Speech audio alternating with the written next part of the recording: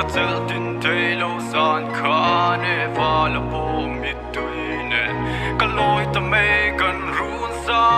bul ka chan dan tur mo hey ha fa bel mo roi pelai hel kha rinom nat la cham chu mo nang ngei kha rinom nat te chu atiam ve nge ya re ya ka telo pon nat le ya mi mit me nen lamani a thei kha ring nun hiamak ka sakama tak tak ni ka ring low fo nang den hian e kan in do fo do na mi ke mi bo kan yang so a lei do ka pe dong ka no lang I kum sa ra ya tam ka do la liam lo na din na kam a phul ta ka kia nga lo ka shulan ana ka ti ma ka ti ka tuaran ka leina na ya nge mo I chuan do ya mai lai ser nung nut sia ka ka lia ku zo lo du tok to ro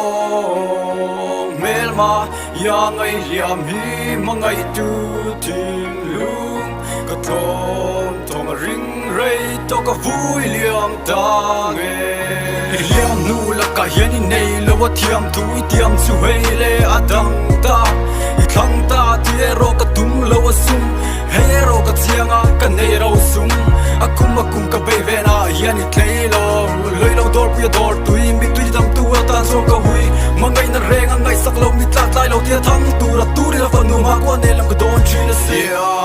mai lai ser nung nut sia ka ka lia ku zo lo du tok to ro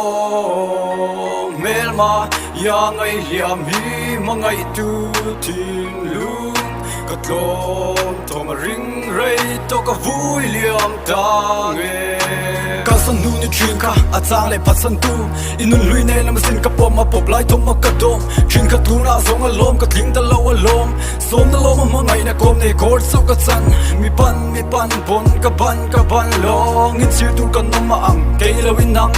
I thil tui lo ni na lang I mu mai si ma bang I ka san ti bo to ka song le ma la wang ang ya